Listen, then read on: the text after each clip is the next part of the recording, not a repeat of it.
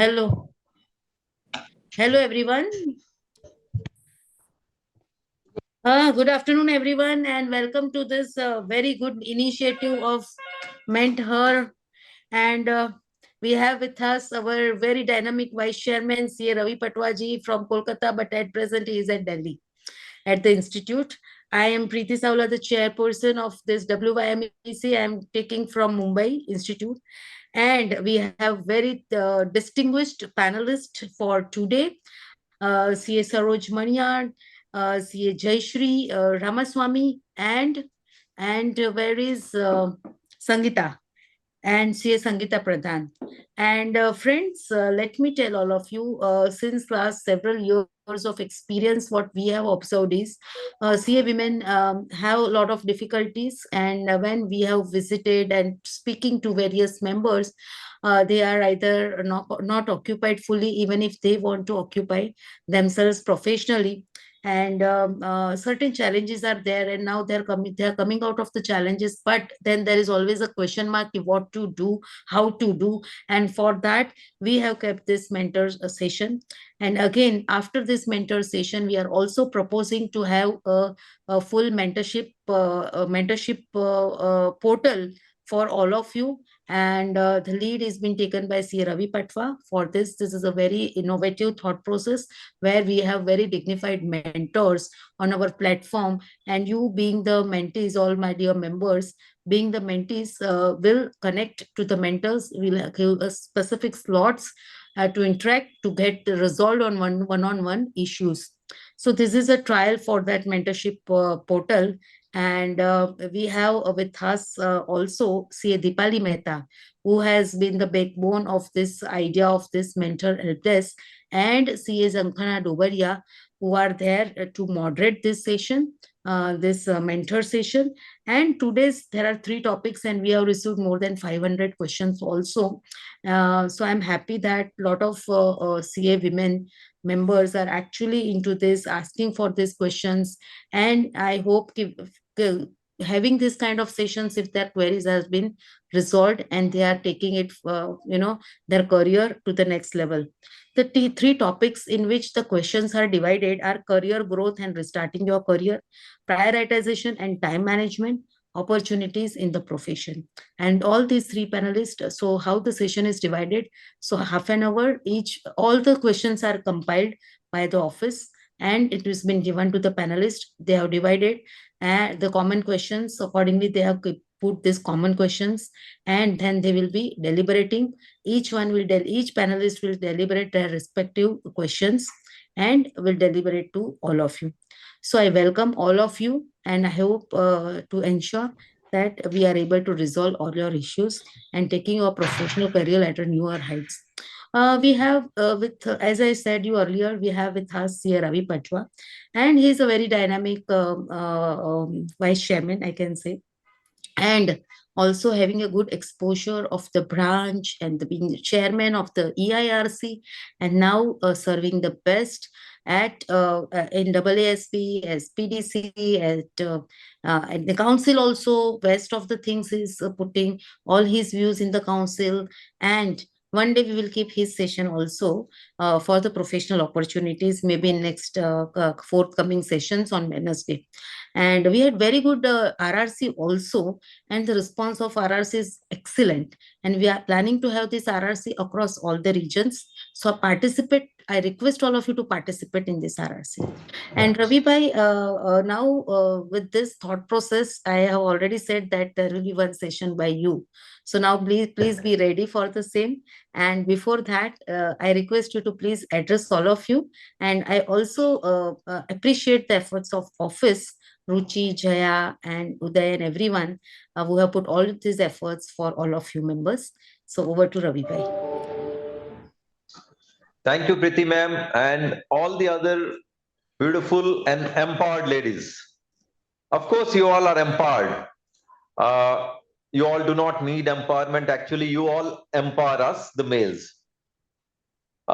Having said that, because of societal reasons and the fact that you have to bear the child for your family, at times many of the females go out of the profession, And coming back after a sizable gap becomes a difficulty.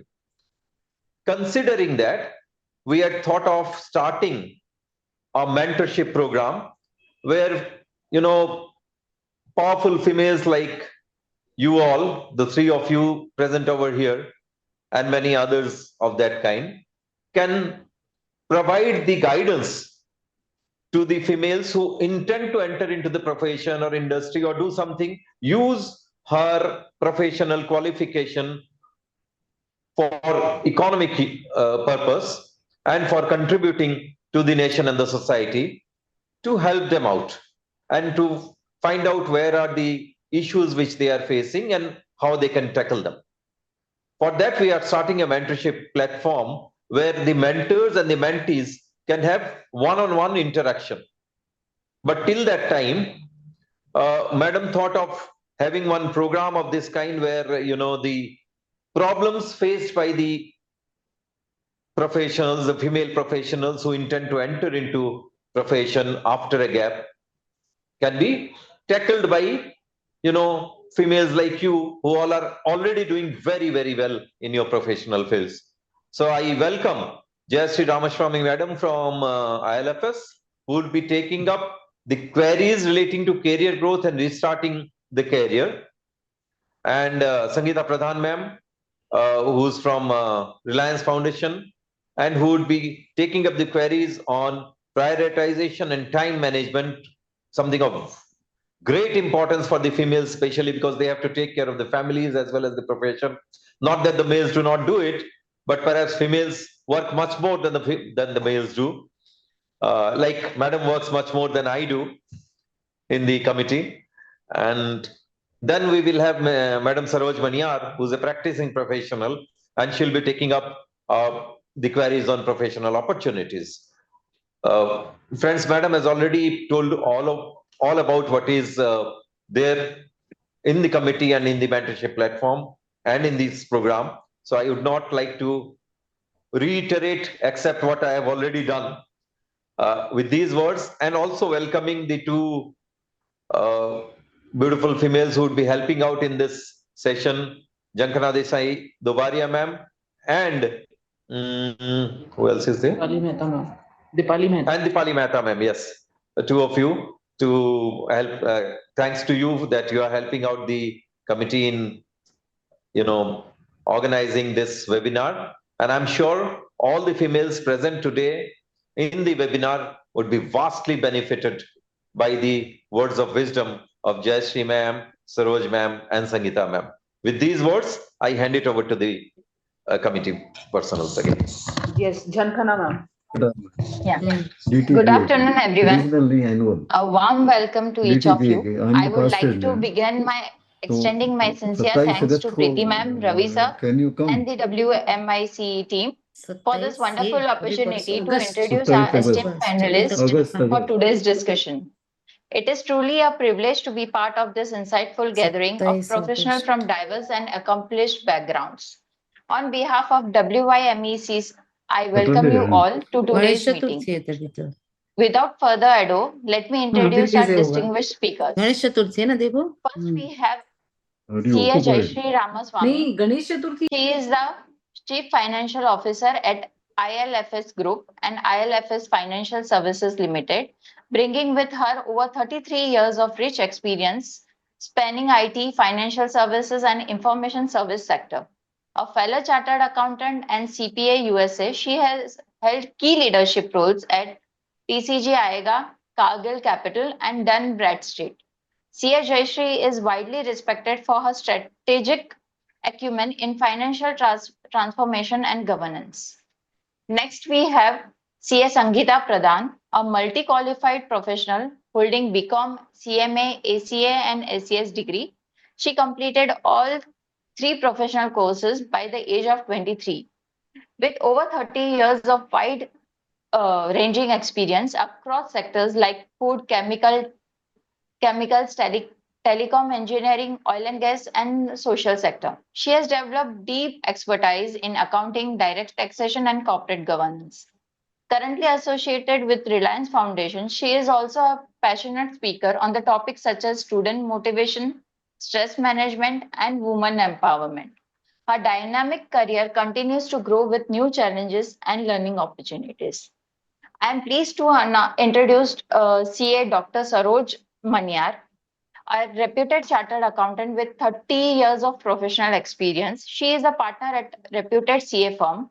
Dr. Saroj has written extensively for leading publications such as the Economic Times, the Times of India, Outlook Investor, and had a regular column in Mint.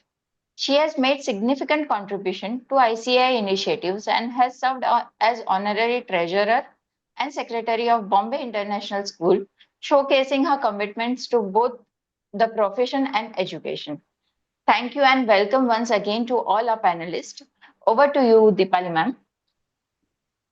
Yes, thank you so much, Jankna. To the committee, ma'am, chairperson, Preeti Savla ma'am, to the vice chairman, Ravi sir, distinguished guest, and my dear friends. It is my utmost pleasure to moderate this session. And this session is specifically very, you can say, a beginning of something which the Preeti has dreamt of. And we ensure you that you all are going to be very, very nicely benefited from this. So welcome to our this panel discussion where we are going to explore the critical aspects of career growth, effective time management, and diverse opportunities. And join us as we navigate the pathways to success and sustainability in your professional journey. So, ICAI team, are you going to share the PPT or I have to share? Yes, ma'am, we are sharing. Yeah. So we have F5 press करके वो करो ना.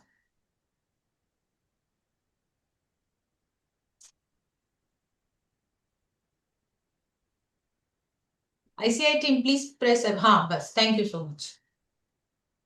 So now we are going to discuss what we have done is that whatever questions we got from you, we have collated everything and bifurcated into some shared questions which will be answered by all the three panelists, and then personal one-to-one questions to all the three panelists separately relating to their particular area which is being given to them today. And at the same time, in the end, we will give 20 to 25 minutes to all you people who are listening. If you have any questions, please post on the link which is shared to you. So if time permits, we'll definitely take up please see to it that the same questions are not repeated. Okay, so the first is navigate your career path post. How to choose your right career. Okay, so when it comes to how to choose your right career, please the first slide. ICAI team, the first slide. Yes, ma'am. ऊपर करो back. हाँ, back. We are starting. हाँ, बस. नहीं, the second. हाँ, बस. Okay, so choosing the right career path. So for that, we start with our first panelist who is going on the career restart. Yeah. Ma'am is there now? Yeah, I'm there. Can you hear me? Yes. Okay, so how should one decide whether to return to their old domain or pivot? Or go to something new or specialized thing? Okay. So first, let me start by saying that restarting a career for a woman who's taken a long career gap could be very challenging, but it is achievable if the woman, if the concerned person follows the right approach, right? So one of the main things that a woman needs to do who's looking to come back into the workforce is to try and see as to how she can upskill and reskill, because you got to constantly update, basically keep acquiring new skills that are required for the new opportunities. You have to network with professional colleagues and with people in the industry who can offer jobs. And thirdly, one should be able to highlight the transferable skills, right? So a person could have worked in an assignment long time back, and she would have acquired certain skills like time management, problem solving, communication, presentation skills. So some of these skills are transferable skills, because even if one decides to restart the career or come back to a position after a long gap, these skills could basically stand that person in good stead. So the first thing that one should do is to make an assessment of the skills that a person has, and then try to identify the gaps. Because when you're positioning yourself for a particular role, you got to see whether you have the required skills. Now, if you don't have the required skills, the woman who's wanting to restart the career should try and refresh or acquire the skills that are needed for that particular position, right? And how can she do that? She can basically take online courses, she can do some certification course, she can attend workshops. She has to basically get the skills that are in demand for that particular job, right? Now, whether to return to what she was doing in her past job or whether to pivot into a new role, it depends upon the assessment, or it depends upon her career skills, the skills that she's already acquired, and also depends upon her interests. What are the areas within finance that she's particularly interested in, and what are her career aspirations? Where does she see herself in the next 5 years or the next 10 years? So depending on that, she needs to choose a particular line which has the highest prospects for career growth, and she needs to prepare herself so that she's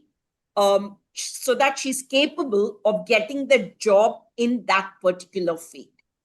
I personally think that instead of returning to what she was doing years back, it's better that she upskills and reskills and positions her, and she makes herself capable for a particular field that she's interested in by acquiring the required skills, and by basically ensuring that the employer who's going to interview her would regard her as a good candidate for that position.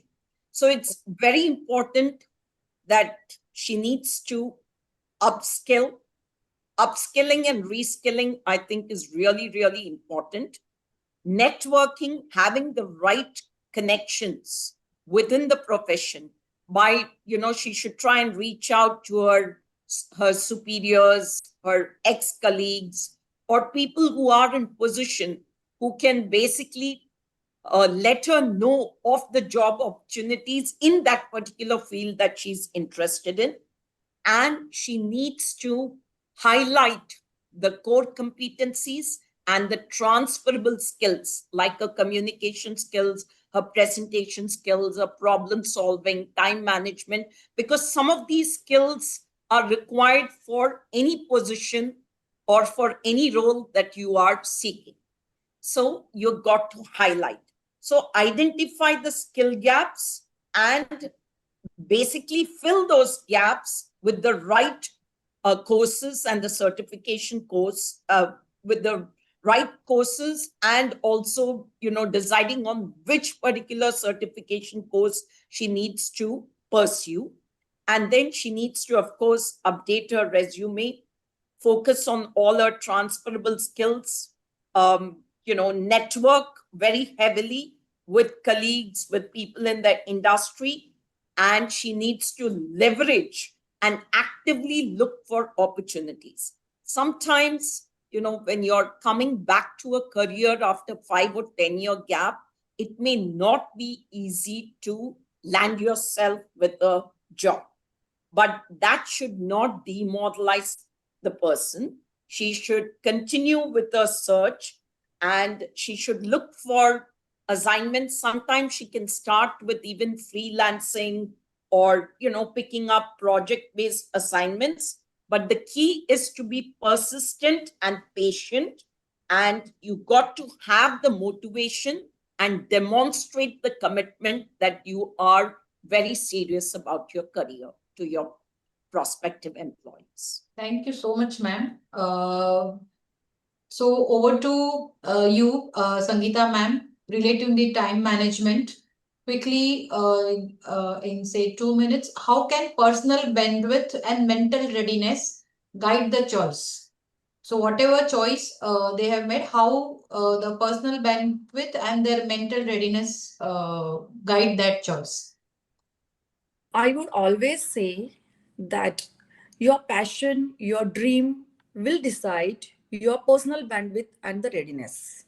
It is your determination that will decide your priorities, your personal bandwidth, and your mental readiness.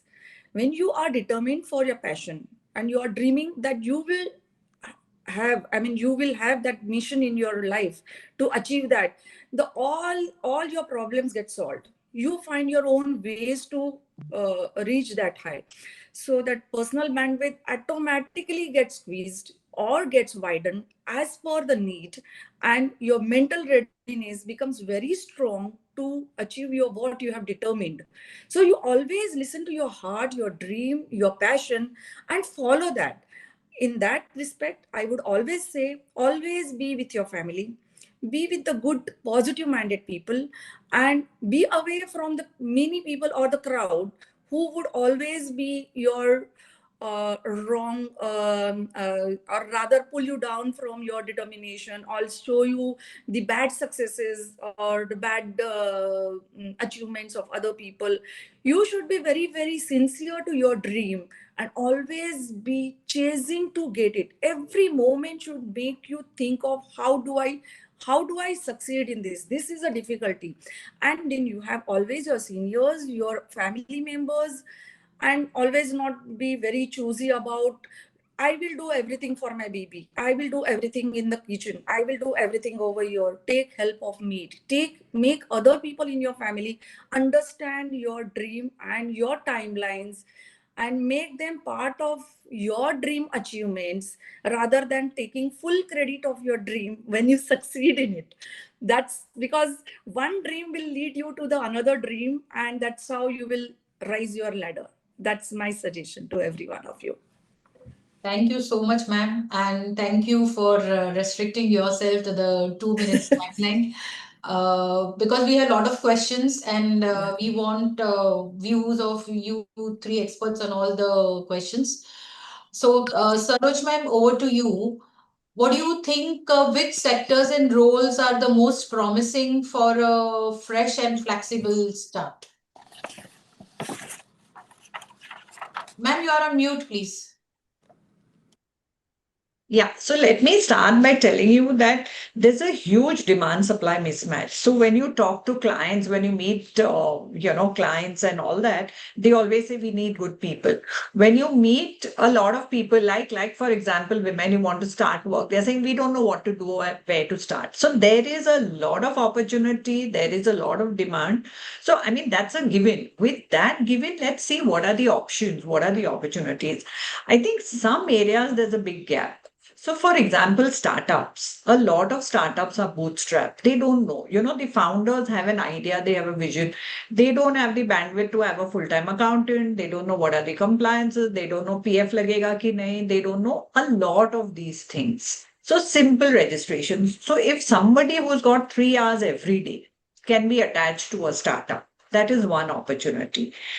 a lot of organizations and even a lot of firms, whether it's small firms, mid-sized firms, large firms, are open to giving work on assignment basis. They may not give everything, but they are open to have somebody commit to them, say for a SOP related assignment. Say, depending on what are the skill sets of the person who wants to come back, there's a lot of gap in firms. I'm coming from a practice background, I'm giving you that perspective. From a practice firm, lot of firms would be able to accommodate people who have that commitment, that dedication, that willingness, because they also don't want to take up somebody full-time on board, but on need basis, they will reach out. A lot of CFO services, a lot of organizations, large organizations and medium organizations provide CFO services, outsource CFO services. Now, CFO services could include high-end services such as board related. They could include even simple things like accounting related, or maybe TDS, or maybe, your GST or things like that. So that's again one area where a person can be attached depending on skill sets, on time, availability, and the interest. So that's another opportunity.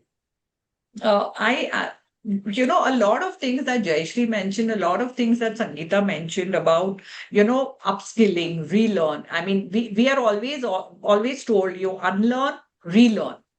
So whatever you've done in the past worked then, it will not work now. So, you unlearn, relearn. Then there are other opportunities, like a lot of listed companies, when they have quarterly reporting, they look for somebody who can be the bridge between their finance team and the auditor. So there are, and I'm not talking about the very large companies, I'm talking about the medium-sized companies who do not have so much in-house skills. So if somebody has got a good audit background and has been associated with a number of companies, can find this niche also. So where you are doing every quarter, you are committing to spending 10 days and, doing that. A lot of opportunities in the GRC, in the internal audit related sector, on, setting up SOPs and things like that. Again, somebody who's very experienced, the IPO readiness is another area. So a number of companies which are looking at getting IPO ready need a lot of support, whether it is from looking at their last 3 years compliances to things like that. So these are areas which, whilst one need not commit to a full-time thing, these are areas where one should look at, depending on the past experience, depending on the interest, and depending on the location where they are situated. So these are off the cuff some of the things. Thank you so much, ma'am. I'm sure everybody now has an idea how to choose your right career post your break. Can we have the next slide, please? So once we decide what career we want to go for, we have to go in for the designation and pay drop.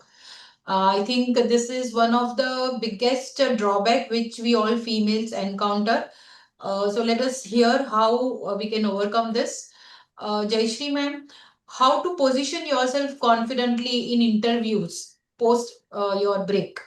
Yeah. See, when you go for your interview after a long career gap, the first question that you're going to face from the interviewer is, why did you take the break? Right? So one has to be very transparent with the prospective employer and tell the employer as to why. Sorry to disturb you, ma'am. Can you just put your camera, because your face is not visible properly. So I did. Yes. Thank you so much. Yes. Yeah. So you'll have to basically explain as to why you have taken the gap. Be very transparent with your prospective employer. If you've taken the break for helping somebody in your family while they are going through a medical emergency, or if you've taken a break to raise children, whatever is the reason, or if you've taken a break because you've relocated, whatever be the reasons, be very transparent with the employer. Highlight on all your core competencies and strengths. Let your employer know that even while you took the break, you were continuously upskilling yourself, you were taking courses, you kept in touch with the with your subjects. I mean, you kept abreast of all the regulations, of the changes in regulations, changes in accounting standards, or changes in tax regulations. You have to basically be very confident about the role expectations, about what is expected from you of the role. You should be able to demonstrate the commitment that you're going to come back and pursue a career very, very seriously. And then if you're positioning yourself for a say a mid-level job or a senior level job, whatever it is, you got to make sure and convince your prospective employer that since you are a very, very suitable candidate to take on the responsibilities and the challenges in that role, you should be getting what the market compensation is for that role. I don't think you need to compromise on your pay packet just because you're coming you're coming and doing this role after a long gap, but that is provided you can convince your prospective employer that you will be able to deliver at the highest level. In case your employer or your prospective employer says that because you're coming back into your career after a long break, we can only fit you in a particular level, and therefore we can't take you at the vice president level, maybe we'll take you one level below, then be open to it, because I think you can, as you move along in your career, you can make up for the position that, or for the for the compensation decrease or for the loss in the level. You can easily make up if you're very good in what you're doing. So don't shy away, because if you're getting an opportunity after the long break, you should take it and you should see as to how you can build on that. That will be my advice. Thank you so much, ma'am. To Sangeeta, ma'am, relating to the time management, how do you deal yourself mentally with being undervalued, and at the same time you have to stay motivated also? Very well said by by the speaker, that how to take an entry. Okay, that is very, very important and critical. Rather than sitting on that I want this position and this package, take an entry to the best of your ability and capability, and at the same time your understanding ki, okay, I can venture in and I'll prove myself. Okay, and always remember that to stand out in the crowd of professionals, we need to take up activities, jobs that are challenging. So then the work pressure also. So you have to prove yourself that even in the work pressure at home and in the office, your mind is always there in the office, how to deal with it. In today's scenario, after COVID has taught us how to work from home, how to deal, even I mean, me at whenever I am, where I am at home or on any tour or on a vacation, I'm 24/7 available on any WhatsApp, any message, and any solution. Your team is there to work for you. So you have to be very vocal, good in communication. At the same time, you should show your visibility to the top management that this is what you have done in this project or in your work, and how you could do it. So you should always take your team along with you and show the progress. And obviously the team efforts and your approach, your visibility will pay you in short run. I mean, I would say it may take always not 3 months, 2 months, a year, but your visibility should be very visible, according to me, in first 90 days after you join. That's my personal view, because first 90 days people are very observant about anybody new joinee taking up new project, transfers. They are very, I mean, the department heads or the colleagues or the interdepartment people are very, very comparative with the other person who was already doing it. Okay, and their expectations, they are, after that, once they start accepting you or appreciating you, then I don't think you have much challenges. Of course, you have to keep yourself going ahead. That's my submission to all of you. And always be positive, smiley, well dressed, and warm welcoming to your colleagues, your near dears, even your competitors, and to whom you do not even like.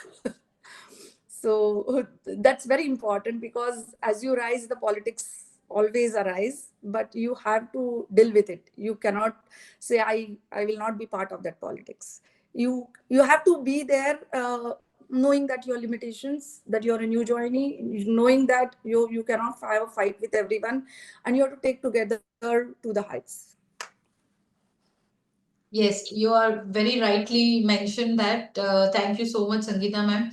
Over to Saroj ma'am. You have already explained to us what kind of opportunities or are available. So, to bridge this pay gap, what freelance roles can help us to reprove our capability?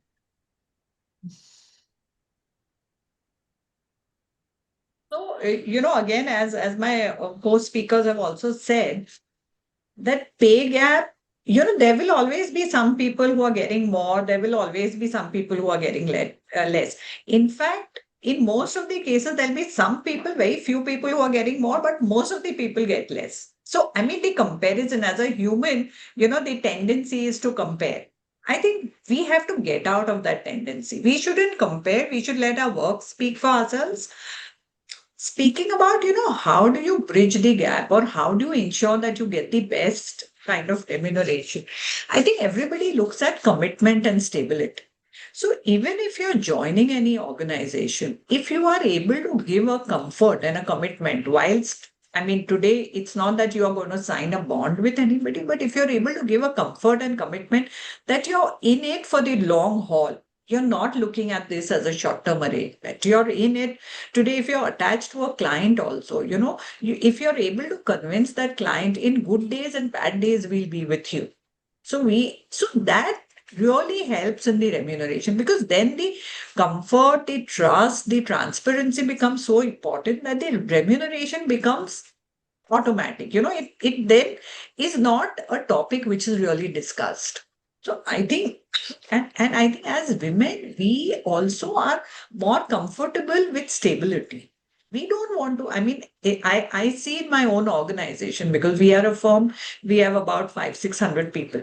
So I see in my organization that whilst the women, they will be more dedicated, they will give more stability to an organization, whilst obviously people do move for better opportunities for various reasons. But still, so if we are able to give that comfort, that is going to bridge that gap. Also, I believe life is a full circle. So you may start somewhere, but eventually you're going to make up. It is your aptitude, it is your kind of commitment, dedication, your work, your hard work, your efforts, which are going to take you a long way. I mean, today, even if you get a job at a very high pay scale, ultimately, if you're not delivering, it's only a temporary thing. So it's always going to be incidental. So the remuneration, whilst is very important, it is going to be incidental. So I think we need to concentrate on the other things. We need to concentrate on our skill sets, on our efforts, on our, the end result. And the other things will follow. And this has been something which I have seen over a period. I have seen with myself, with others, with a number of people, that it does, in the long run, it does kind of, it's like a full circle. Yes, I completely agree that designation and paid rep always gets overcome. It's just a short temporary thing, which okay. ICAI, can we have the next slide? So now we go on to how do we balance the work life and continuity. So Jayashree ma'am, can you give us a 5-pointer career choices that support long-term balance, especially for working mothers? Yeah. So, see, I can understand that as a working mother, you can't be doing a 8-hour or a 12-hour role, right, in any organization. Like if you're coming back after a long career gap and you've had babies, I mean, you can't take up the CFO role, because if you take up the CFO role, you'll be probably spending at least 8 to 10 hours in the organization. So for that, I would recommend that women basically join organizations which has flexi work hours, especially for mothers, wherein they can work for 4 to 5 hours in a day and go back home to take care of their children. Or they could do freelancing, wherein they can pick up projects, small assignments in their areas of interest. It could be in taxation, it could be transfer pricing, it could be in any area of that interest within finance. So they don't have to go into a full-time job, but they take up jobs on freelancing basis. Or they could basically approach CA firms and take up some audit assignments, whether it's internal audit or statutory audit, wherein they make it very clear to the partners that they will be able to spend only about 4 to 5 hours in that particular assignment on a particular day, because they have to balance their responsibilities at home too, in terms of taking care of their children. Or they can even take up teaching assignments, like in colleges. They can be professors, where I'm sure that they would not be as long as it is for a person in an organization. So they have to choose depending upon their areas of interest, depending upon their skill sets, what kind of assignments they can take, especially if they cannot spend more than, say, 4 to 5 hours in a day on their profession. So there are assignments, and as the other speakers have already said, there is this, you can even provide CFO services to small organizations, wherein the CFO need not work for 8 hours. Even if the CFO works for 4 to 5 hours a day, because the organizations are small, they are running small businesses, they can provide those virtual CFO services to that organization. Or they can even go in for organizations which has hybrid work models, where they can work from home and look after their children. So there are lots of such opportunities, and many companies are recognizing the responsibilities of a working mother, and they are coming out with flexi jobs for CA women who want to come back into the workforce. So there are multiple opportunities, according to me. It depends upon the areas of interest and their skill sets that they can choose upon. They can choose from these options that they have. Thank you, ma'am. Sangeeta, ma'am. So how do women have to manage the time when they are doing these multiple roles? How to manage their time as well as stress? Yeah, so always remember, when there is a work and when you are very sincere, there is always a stress, because when you're sincere, you always feel that I should do the best and I should stand out against all. So that stress is obviously be there, but that has to be managed. I mean to say that the wellness will come, mental wellness and the uh, physical wellness. The physical wellness and the mental wellness will come together when you eat well, sleep well, dream well, or you are very, very um, like aggressive as well as kind enough with your people around. So there will be always a support system at home and even outside your house, where your direct connections are not there, like in the family. Even though you get angry, in 2 minutes your family members will gel with you, but when you are in the office or anywhere else, probably that may not happen. So in that case, what I would rather say is, first of all, keep yourself calm, determined, and your determination will decide your priorities. What is your determination? You want to, at any cost, I want to do this task. At any cost, I cannot sacrifice on my child's well-being. So how best you can do? So your strategies and your priorities will decide how best you can, manage your multiple roles. And that multiple roles rather than when you think of it, your behavior and your thinking and your strategic planning, your family will come in front, you know, like, okay, she's putting so much effort, she's making so much struggle to come up in his life, let's help her. Your in-laws, your parents, your brothers, everybody will come, and that's my personal view.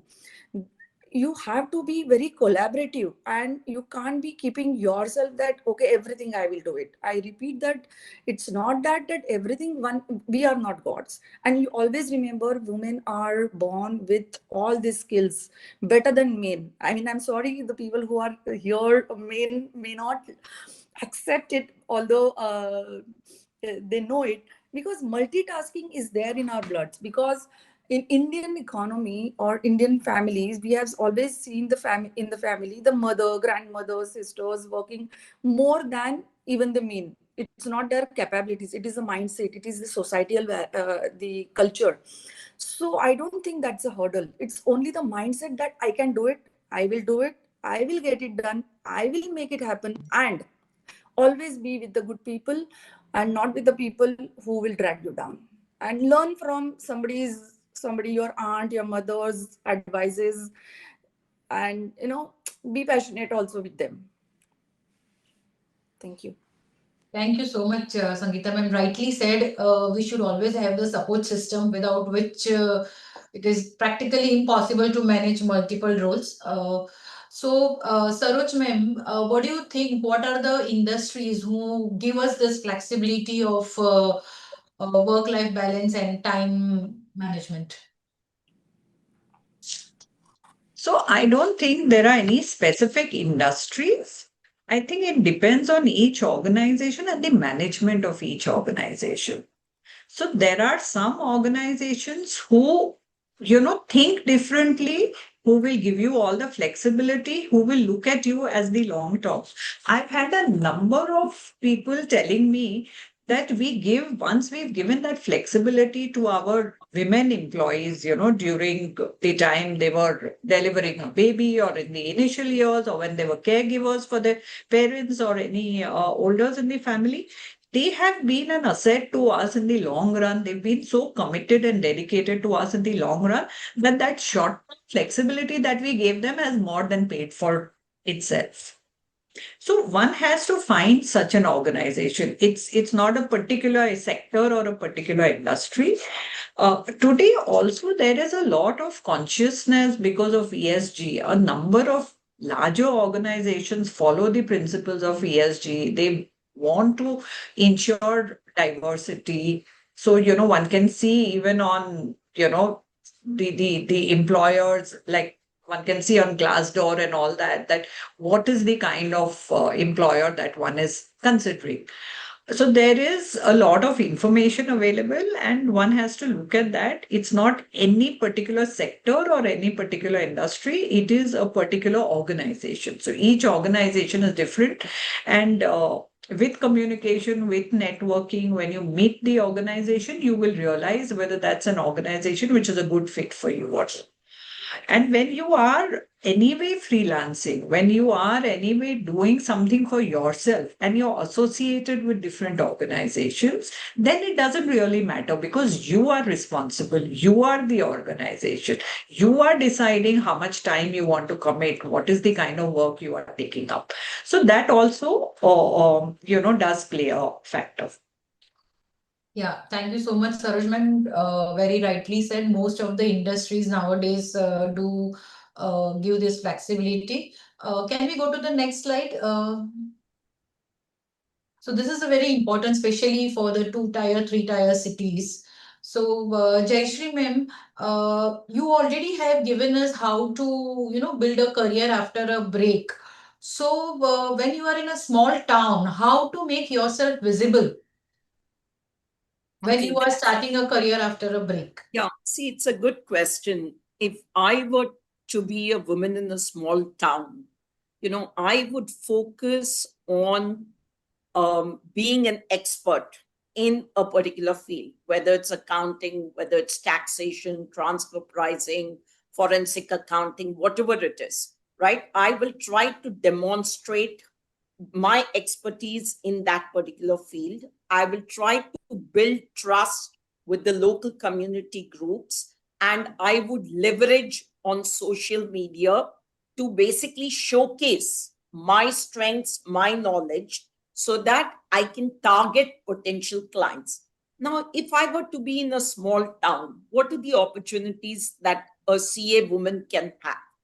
I think it could be, accounting for small businesses. You can do probably tax planning for farmers, or you can even help out with GST compliance for local retailers. So some of the opportunities that come to my mind. But to be able to do that, I'll have to keep myself updated on my knowledge and all the changing regulations that we've had over the last couple of years, by ensuring that I attend seminars, conferences, workshops, training programs, to basically ensure that I've kept myself abreast of all the changes that are taking place. And then I will position myself either through social media or through my connections, and see as to where I could offer my services to these potential clients in the area of expertise that I have. And I will try to build visibility and credibility for myself to target these opportunities. Thank you so much, ma'am. Sangeeta ma'am, as we are all are aware that in 2-tier, 3-tier cities, there are very limited resources. Sometimes there are network problems, electricity problems. So in such a situation, how do a female who wants to come back should manage her time amidst the personal and the work demands, as well as networking? So she has to manage her personal time, her work time, as well as the networking time with the limited resources available. Even, I mean, I understand there is a networking problem. I mean, the internet problem or something, but most of the, even the smallest of smallest town, we are also from my organization. We do a lot of women empowering, wherein which we make women understand the digital literacy. So that digital literacy at the very illiterate, rather who doesn't know to write, can read but write, women also are able to use the handset, and the networks are available. In such cases also, I would always say, as what Jayashree has said, that networking through WhatsApp or whatever the source that they have, okay, which is commonly available, at the same time strongly available, they should always keep in touch with the women or even the men to whom they feel are of their help. And even the smallest of the opportunity that they get, they should grab it and not leave that opportunity, and slowly progress in their networking, upskilling themselves. Because just going and reading and upskilling, I personally believe, okay, that will add to your reading knowledge, or your basic fundamentals will be cleared. But once you start venturing into with very small chartered accountant who's not having too much of exposure, let's break through that work from, I mean, getting out of the home and upskilling themselves what she has read and what she's practicing through whatever, even the small industry or whatever, the small unit which is doing well, and breaking through that fear of getting out, getting into the profession, upskilling themselves, reskilling themselves. Of course, the other networks will help her. That will give her one stepping stone to get out of the home, get into the profession, get into the practicality of what she has gained, and then progress in their local, and then prove herself in social media. And I mean, very rightly said that. But getting out of that fear, or that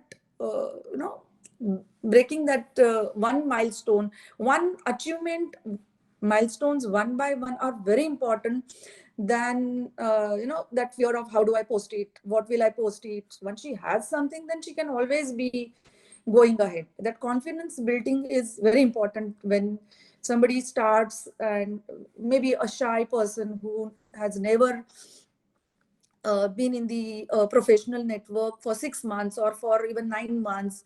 So that breakdown is very important according to me. So, what do you think, Sangeeta madam, in case of this, especially 2-tier, 3-tier cities, how does social media help them and how much time they should devote to the social media for networking?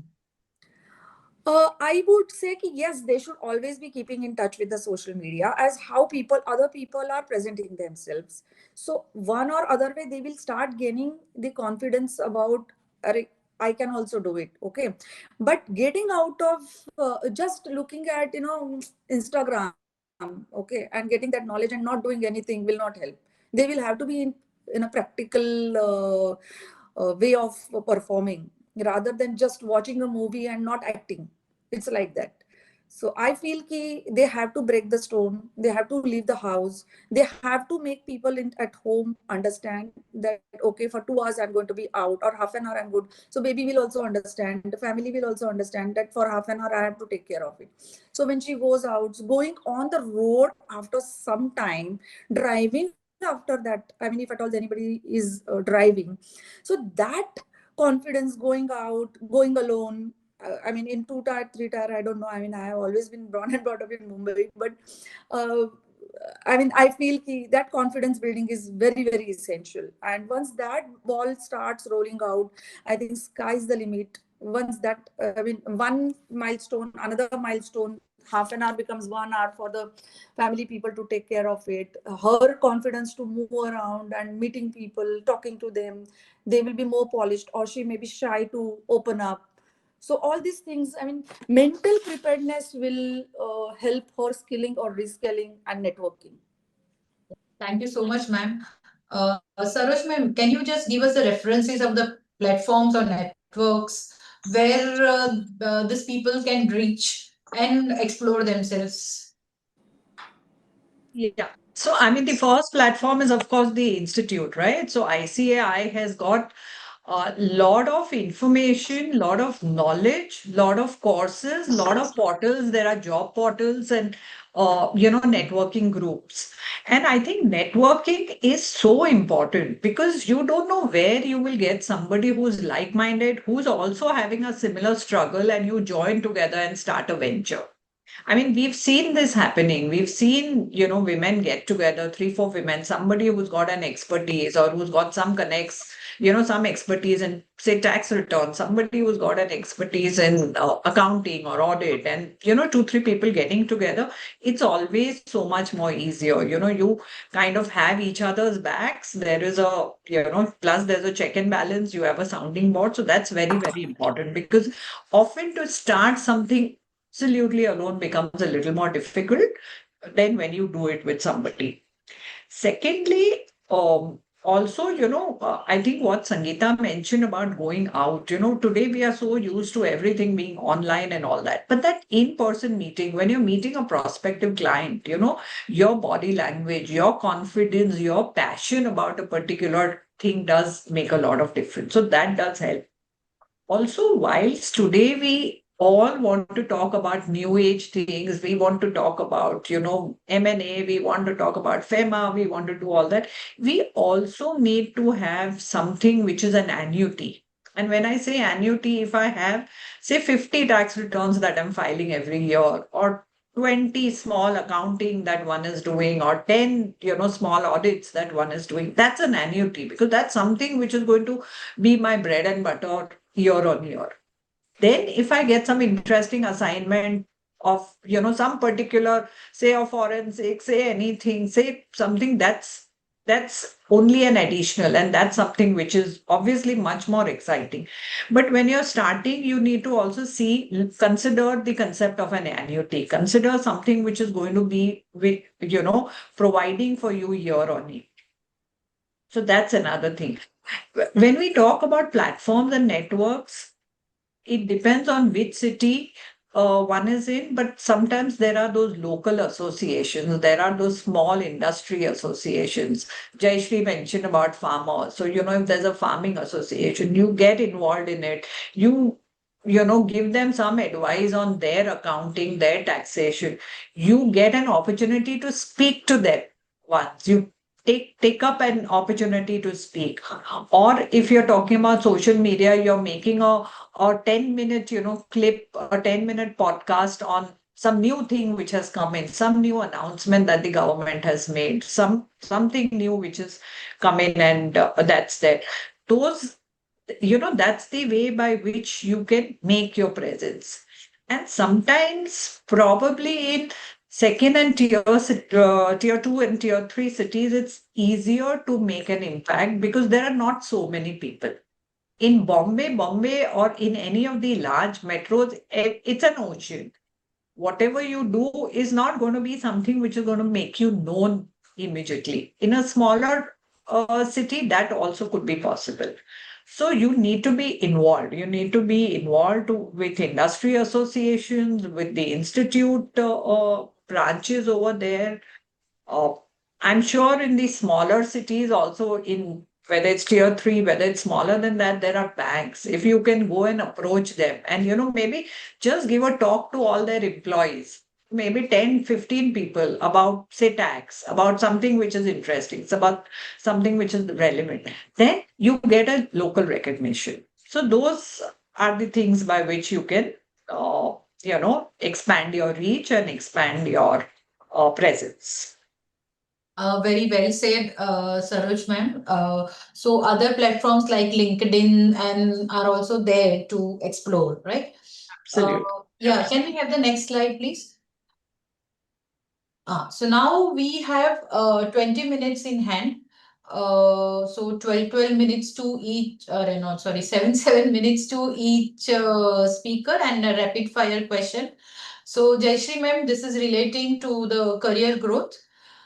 So basically, when you are starting a career growth, so what are the most practical ways to regain the confidence?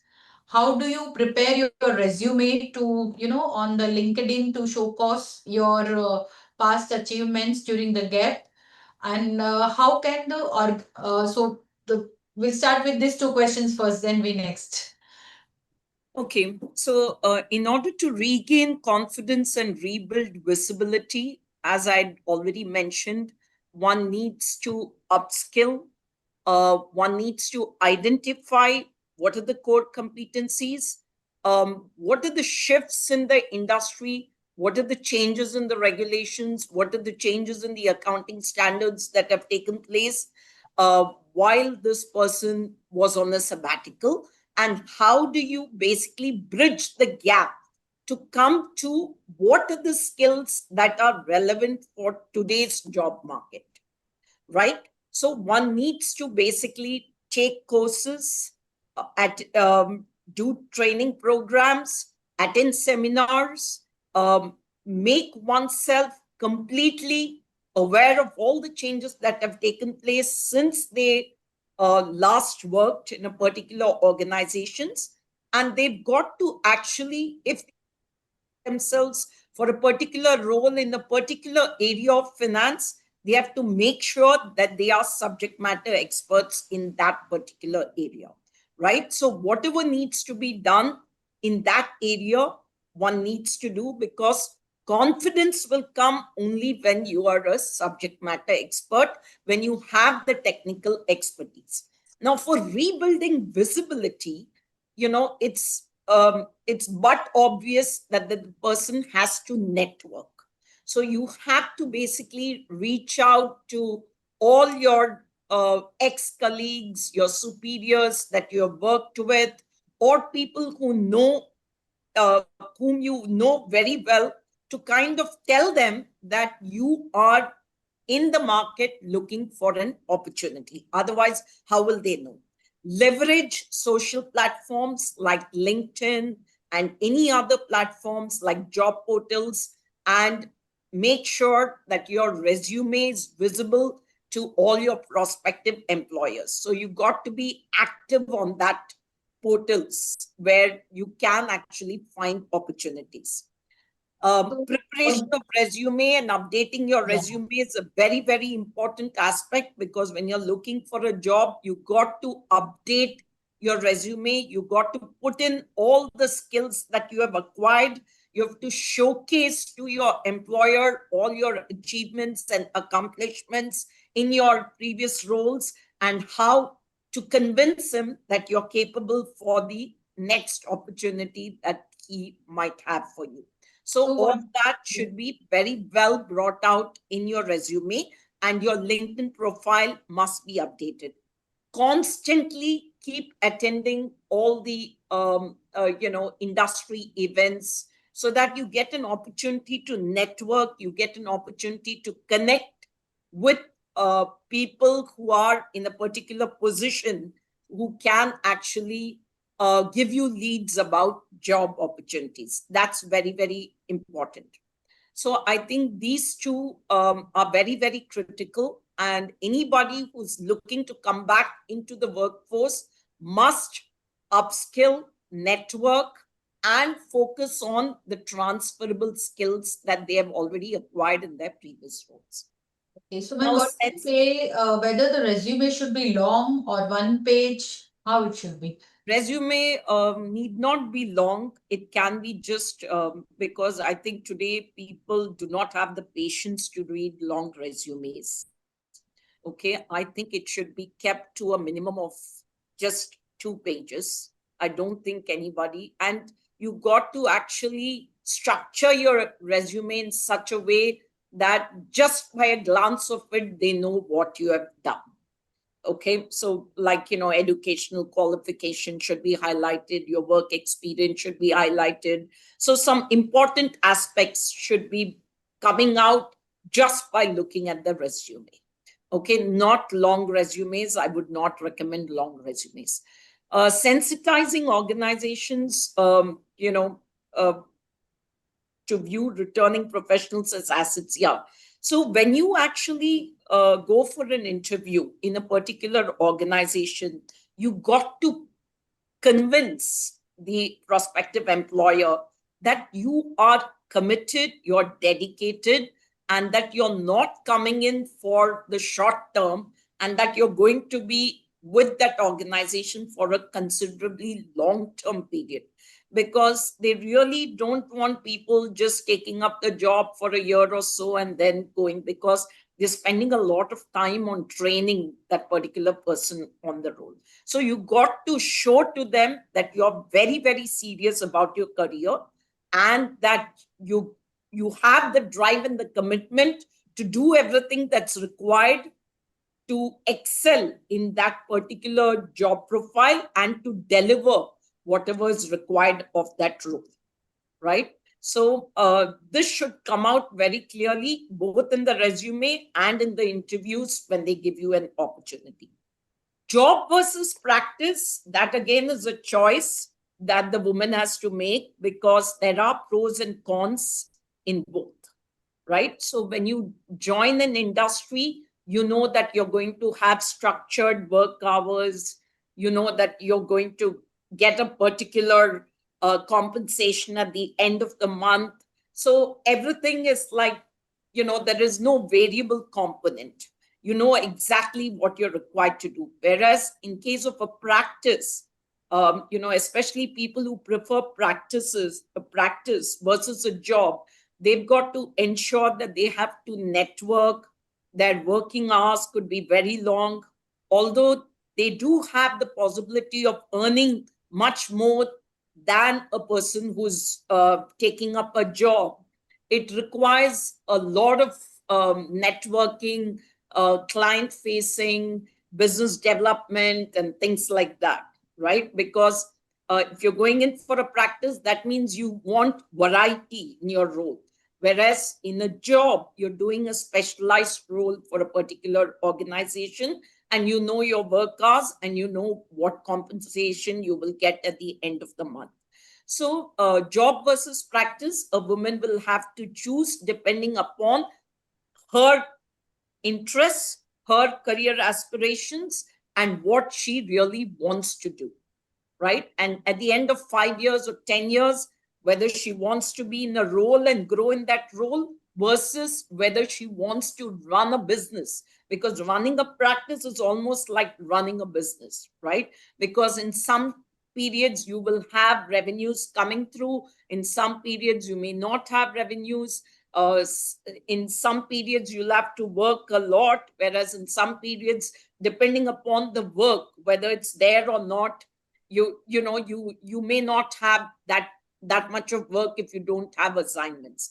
So initially, it's a big decision because you got to be very clear.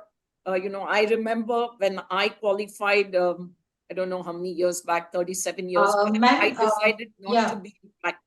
Yeah, so because we have paucity of time, Yeah, so yeah. So that's yeah, we can definitely share on one-to-one basis later on with yes, you. Yeah, yeah. next slide, please. So, Sangeeta ma'am, relating to prioritization and time management, my first question to you is, what are some actionable time management tips, especially for working mothers or caregivers returning to work?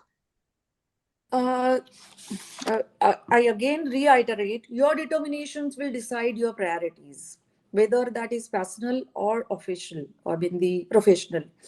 So they have to consciously change the routine that keeps them busy, digress on the focuses, break down the chain wherein which you are doing multiple things at times, and that is time consuming. You find out the other ways of doing it in a better way, taking help, develop consciously a new routine, and keep your good habits and mingle with like-minded people. Again, I say that. And what mainly is, they have to keep doing consciously prioritizing over a period of time the work that they are doing it on a routine basis, whether they can outsource that and they can better utilize that hour, that time, or that's a crucial time of their office hours. I mean, since I'm in a job, I know this is my office time, and at times I reach office even 1 hour before my report, I mean our normal reporting time, and there is no return time as far as we are concerned. So in that case, we always keep continuously prioritizing our personal work as well as our professional work. We have a team, so in team also we know who could be my immediate second and the next to that. So at least 1 or 2 person who should be well trained, uh, in case there is any emergency wherein which I may not be physically present, or may not be available even for the discussion, they can carry out my job and my team.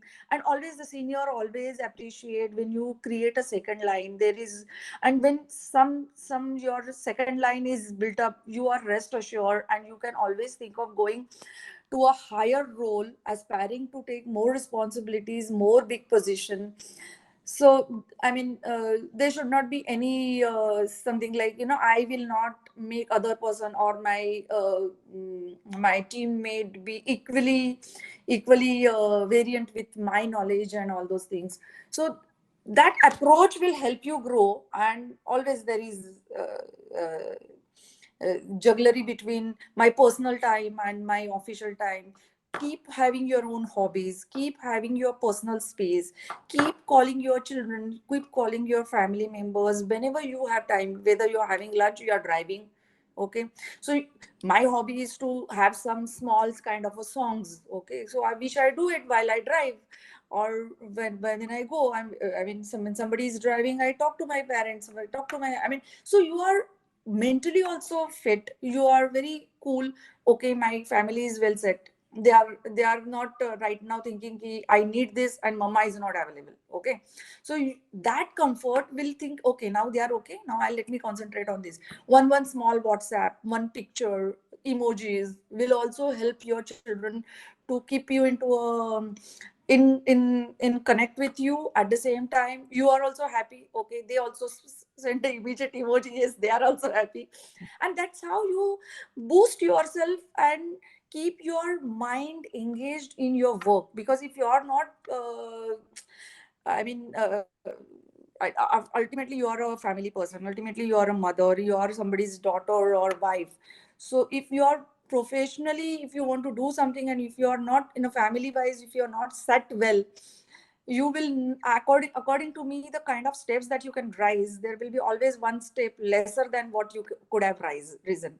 So I feel ki all these small activities, or small sweet talks, or even the messages, will boost their energy and your energy. They also become independent. Actually, if you look at it over a period of time, children become more independent, where the parents are going out and doing, and you have to pat them. Okay, you can do it, you have done it better than even me and papa.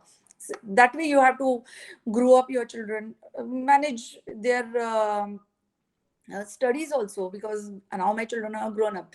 So I have seen the challenges when my children were growing up, one son, daughter. So both of their like thinking pattern were different. But then you have to, as a mother, you have to adjust with each of the person's thinking pattern, and then make them understand, okay, I also have a timing. And yes, when you need me, my job is on a second priority. I will come, but I will do my job even from the remote place. So my boss is also assured and happy. Okay, even he has a family, or she has a family. They understand. I don't see even the bosses are not collaborative. They are also collaborative. Okay, you go ahead, you do it, but they see to it that whether she does or she gets it done from her team, ultimately he's happy when the project gets delivered or the work gets done. And when your child needs you and you are there, they also understand. When mama needs some extra hours and she spends over there, okay, that is her, that commitment. But when I need her, she's always there with me, on time, always on phone. So that kind of a collaborative connection you have to create for the family, as well as with the colleagues, friends, neighbors, whoever it is. And maids, so you pamper more than your family. So I wish, keep some space for them also. So, Sangeeta ma'am, one quick question. About personal wellness. What Yeah. care every woman should take? Yes. 1 minute, We please. should discipline ourselves. Okay. When you feel you're not well, you have to say, no, I'm not well. But you will give assurance to your office, yes, this will be done, don't worry. So that, don't worry, I will get it done, it will be delivered in this time. Or whenever I get some new assignment or a project, I jump into it, I try to do it. And then whenever there is a time constraint, I always ask, what is the target time? And when they say 2 days, I set my target 1 day. So you reach to a sizable achievement by end of 1 day. And I mean, maybe before that you deliver. So always deliverables, you should never be, bouncing back. Like you fail in delivering in time or in the quality, you should always be thriving to the best of your ability and best of the expectation of the top management.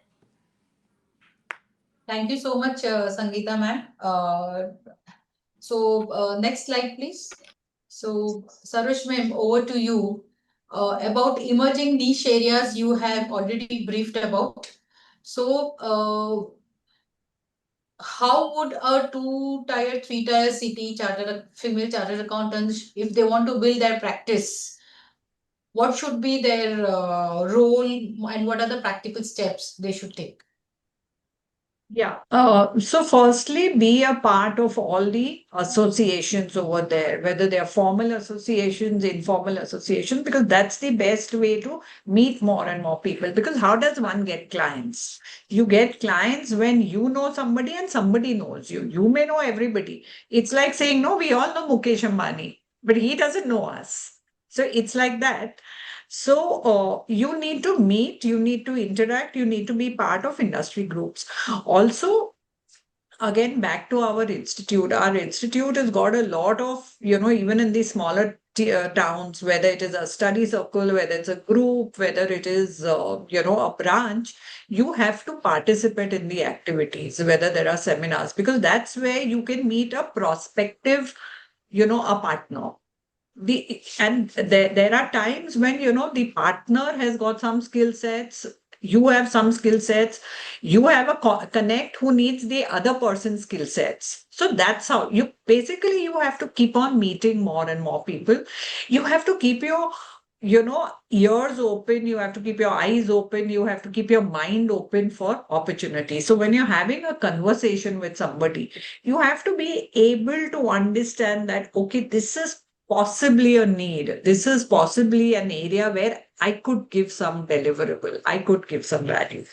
So the only way to do it is network, meet more people, be part of industry associations, be a speaker. Being a speaker is one of the greatest ways to, open up windows and open up doors for you, because then people recognize you. People consider you as somebody who's put in that effort, who's come up on stage, who's put in that time, that effort, and is probably an expert or is a good learner to start with. So that's something one must do. There are a lot of conferences, whether it is of professional bodies, whether it is of industry bodies. I mean, sometimes a lot of conferences you need to invest time and resources. They are paid conferences, but you could meet prospective clients over there. You could meet, other associates who could be of help. They may not be immediate clients, but they could be of help. So that's another way to do it. So, ma'am, how do you view AI as a professional opportunity nowadays, which is the in thing at present? So, AI is artificial intelligence for everybody. Yeah. So AI is certainly a professional opportunity. In fact, AI can always be your first partner, so to say. So if today a client or a prospective client, somebody is asking you something and you do not have the required experience, AI can come to your help. But AI can be only a starting point. AI is not something which you can completely rely on. It gives you a direction, and then you move in that direction. So AI is a double-edged sword. While you cannot do away without AI, you have to be on top of it. AI cannot be the ultimate expert. The expert has to be you. You have to get the best out of AI and not the other way around. But it is extremely important to understand what is the latest technology. And in fact, because of AI, because of a lot of other, technology which is available, our opportunities have increased because we are able to do things in a much faster time. So suppose there is a large data set which needs to be, where some analysis needs to be done, and some information is sought to be given. Because of AI, because of technology, you will be able to do it much faster. So AI is, of course, it's a must, and each one of us, irrespective of the age, irrespective of the gender, we have to be, abreast of all the developments in the field of AI. Absolutely. So it has been a beautiful session of you three people. Now we have many questions from the audience. So we'll take up that. The Institute, can you please stop sharing the presentation? And I'll appreciate to all the three of you that we have rightly completed on time so that we have time for the audiences. So the first question is for you, Saroj ma'am. How do you view professional opportunities as a moderator, paper checking, etc.? So I think as paper checking, it's a very, very good thing. As a moderator, as paper checking is very good, because that is one way to ensure that you're on top of things. That keeps you really in touch. In fact, as a speaker, also it's very, very good, because you really have to be well prepared. You have to have that thoroughness before you take up any speaking assignment. You have to, you should have done that in-depth research on that particular topic. Similarly, when you're doing paper checking, whilst I understand that, the standard answers would be given, but still you need to have that grasp of the subject. So it would certainly help. It cannot be a complete career by itself, but it is certainly a way to kind of be in touch with whatever is happening, whatever latest is happening. Yeah, absolutely. Jayashree ma'am, for you, How can a woman go up in the corporate ladder in a setup where men are comfortable with each other and most business decisions are made in informal breaks? Men are comfortable with each other. Yeah, so how can a woman go up in a corporate ladder where the setup is such that the men are comfortable with each other, with other men, and and most business decisions are made in informal breaks. Okay. So generally, why suppose we are in a conference or something, so during lunch meet or like that, the many of the decisions are made that way also. So in such a scenario, how does a woman climb up the corporate ladder? See, I mean, I can understand the question and I can understand where this person is coming from. See, in most organizations, what happens is in the very top roles, in the CXO roles, you have men, right? And there could be very few ladies who hold leadership positions in the organization. So what this person is trying to say is that the decisions could be taken within a group of people who are men, and the lady who equally holds a top position is probably left out because the men actually take these decisions in informal groups or when they are. I think when you're in a particular position, right? Like if you hold a CFO position or a chief operating officer's position or a chief technical officer's position, you have an authority or you have a say on certain important decisions in the business, especially if it relates to a particular strategy. And you got to exercise that authority because I don't think decisions can be taken in informal ways.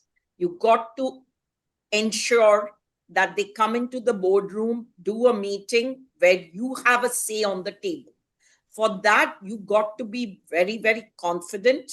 You got to be, you got to be a total professional, and you got to, you know, think, deliberate, do your homework, come prepared for that meeting and speak out.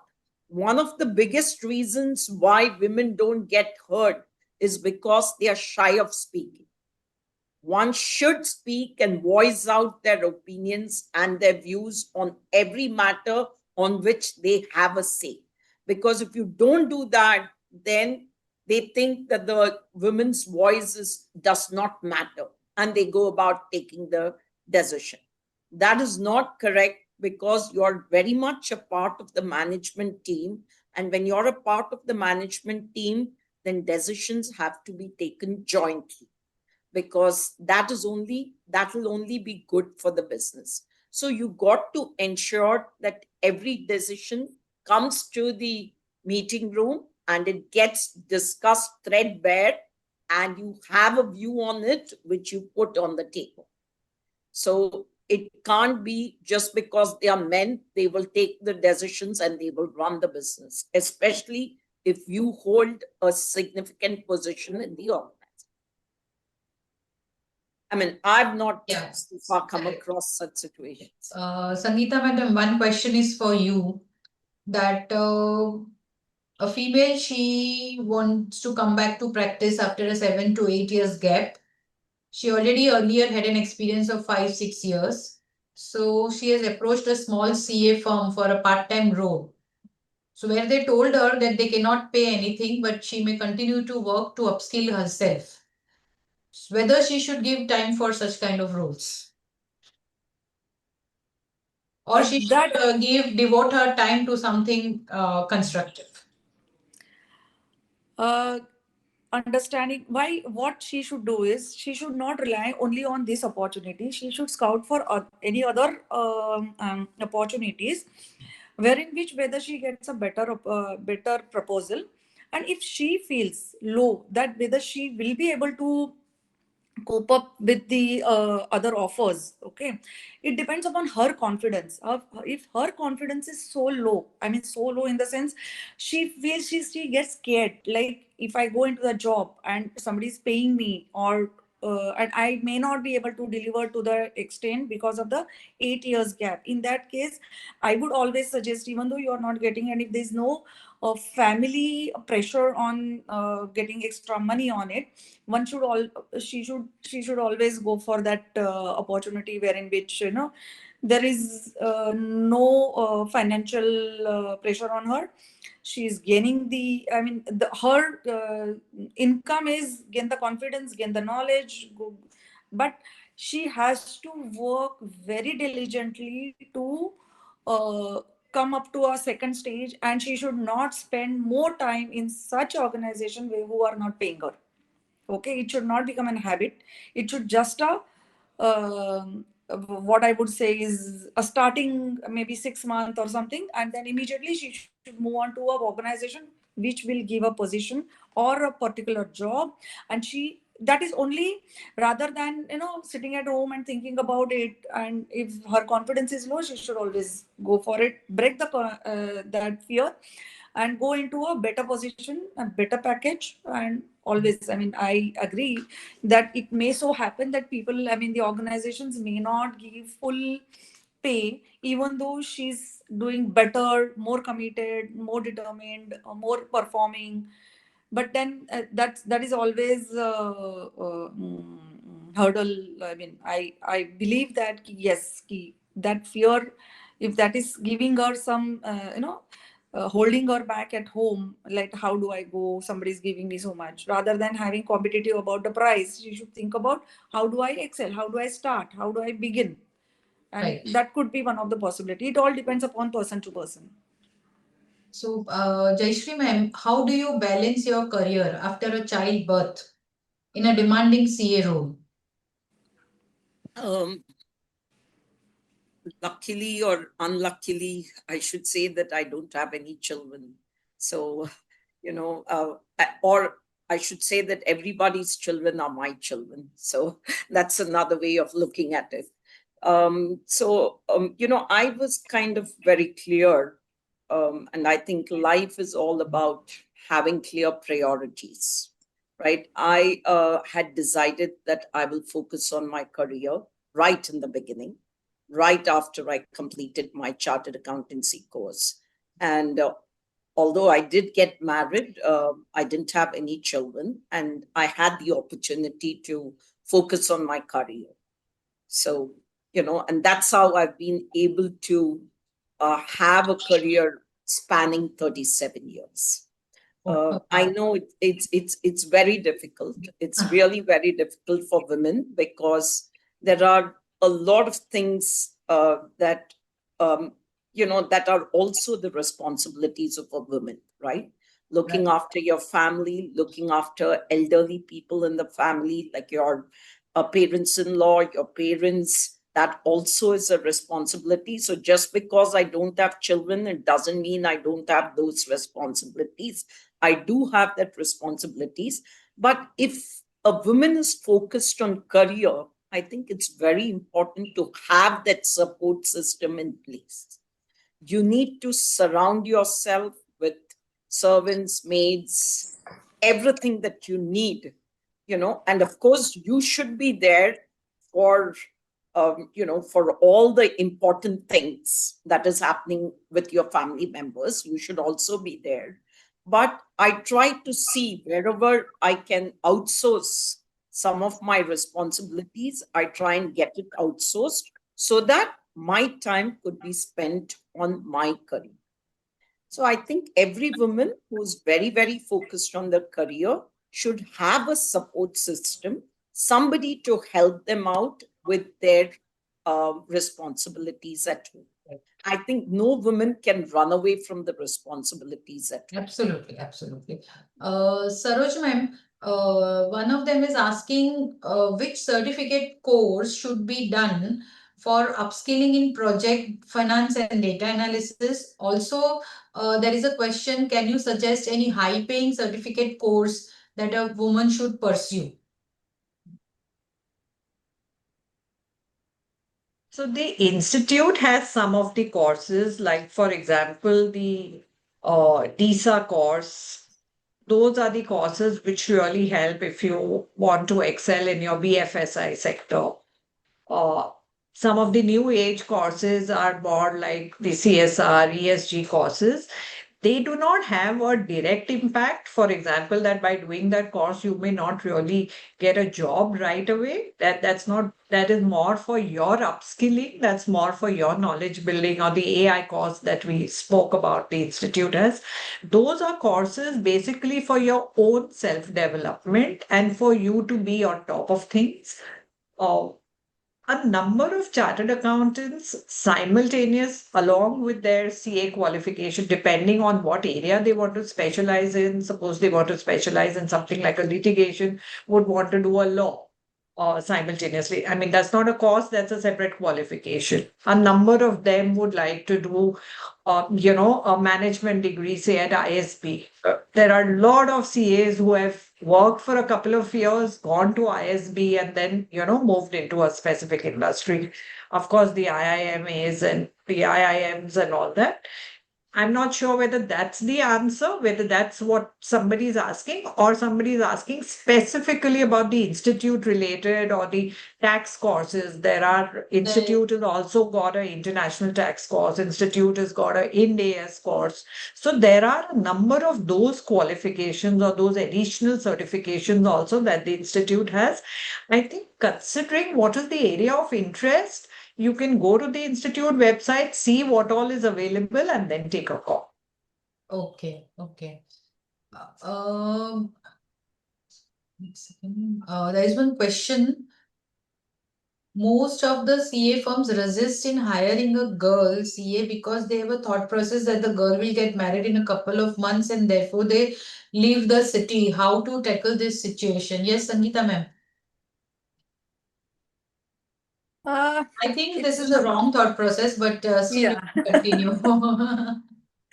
It's a very wrong process. But the thing is that if the opportunity is given to meet them, you should give good confidence that okay, I mean, I know I will not be away from this town, or even though I'm away from the town, I will be there to serve with you online.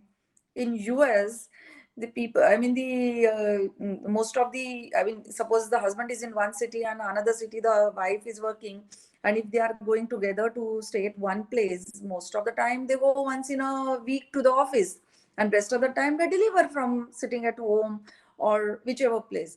So it all depends upon the kind of a job. At the same time, the way you create a confidence in the minds of the employer that okay, wherever I am, your job will be done, it will be delivered, it will be confident, your confidence will matter. Yes, so your I also have seen that nowadays all offices have more CA female employees rather than the male CAs. So and let me tell you my personal experience. It all depends upon how you present yourself, how you communicate yourself, how you convince what you have done it, and how best and quick you are in your response. And most of the time I have seen, at least in my organization, everybody is respected, and more so the women are respected, wherein which if on a forum of male and female, and I mean always there is a disproportion, the female members are lesser than the male member. But if you're very vocal, you're very firm, you're confident about your subject, I know nobody beats you, nobody crosses you. In fact, they will say, go and talk to Sangeeta. If she is okay, I'm fine with it. That's the answer you will get. So it depends upon how you create a circle around you. At the same time, it's not only the work confidence, but as a person, how you are. Right. As a person, if you wanted to say something. Yeah, I mean, exactly. I'll just add to what Sangeeta is also saying, that whilst initially maybe there is a hesitation, but you have to make yourself, your presence felt. Also, I think a lot of organizations, like I will give you the example of my organization because that's, what I am closely associated with.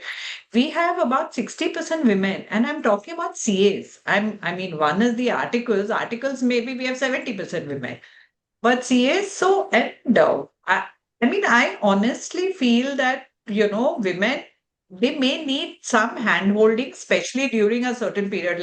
Like if a woman is getting married, if a female is getting married, she'll take 1 month's leave. If a guy is getting married, he'll take 7 days leave. Right. That difference is there. But I think if the organization has that understanding that, look, this is something which I must, I must stretch myself, I must do that. In the long run, it does help. So you have to be able to give that confidence.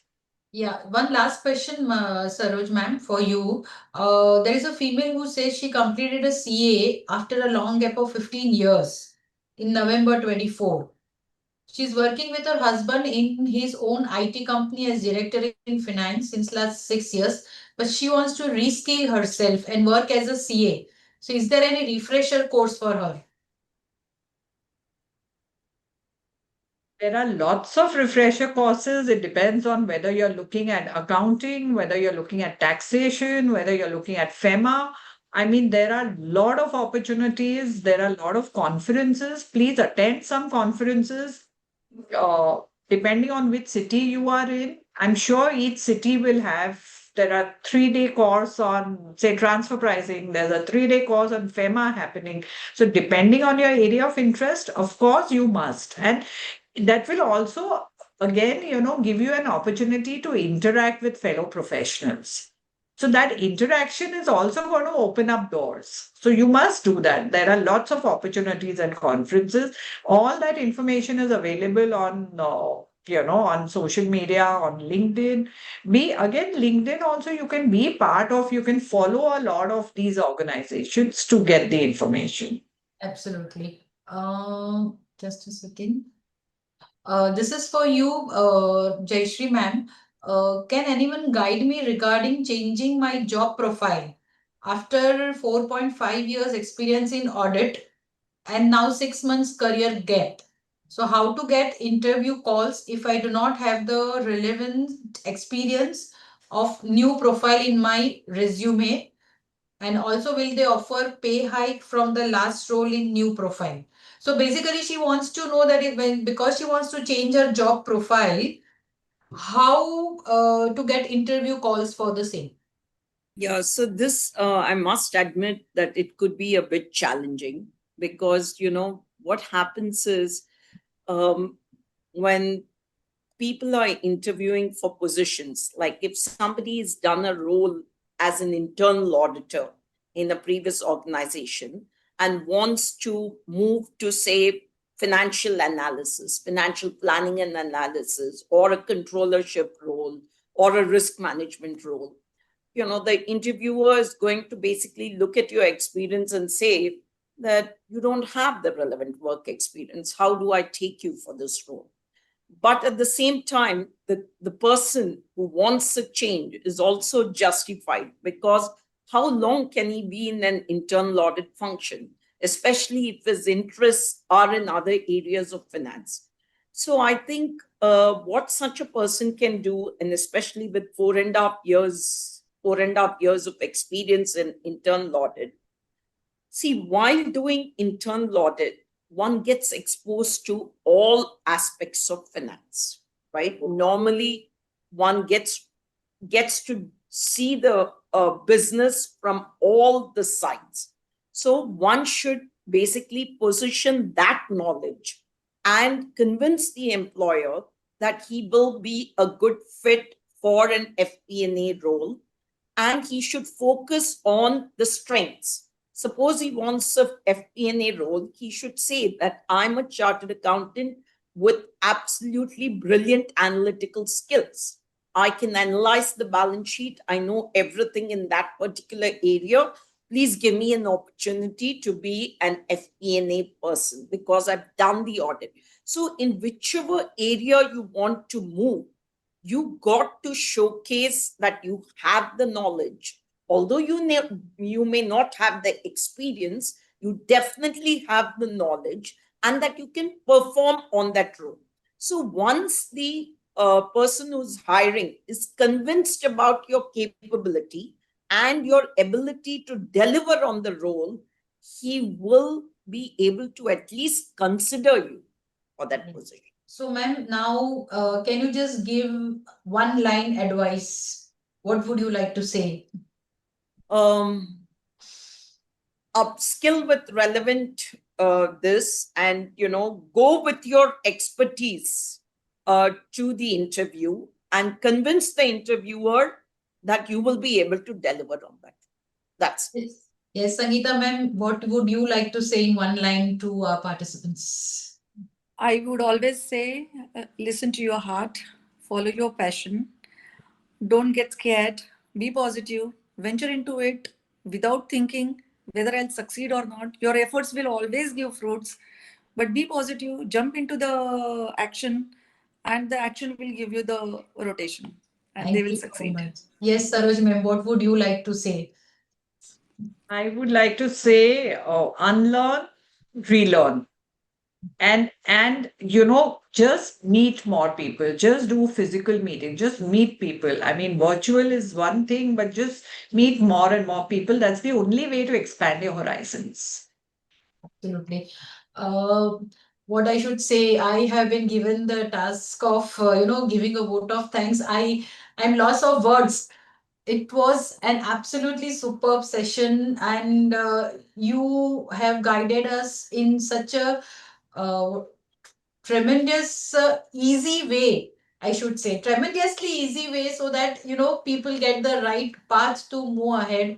Also, you have answered most of the questions. The questions are coming up still, but due to paucity of time, they are asking how can we get in connect with the you people. They are also asking create a WhatsApp group and everything. I think institute should take the note of that and see what can be done.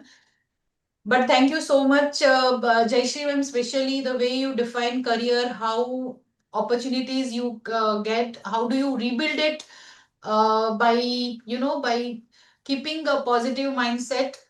Thank you so much, Sangeeta madam. You gave us how you manage time along with your skill sets by just saying jump into it and then go for it. Excellent way. And Saroj ma'am, the kind of opportunities you highlighted, especially the institute, especially the media platforms and everything, it's amazing. Thank you so much once again for this Power Pack session. I'm sure everybody has enjoyed, and we give you a loud applause. Thank you so much. Thank you. Thank you. Thank you Thank very you. much. Thank you. It was a pleasure. It was a Yes, pleasure. And Jhamna, thanks you for would giving like to us say something, last two words.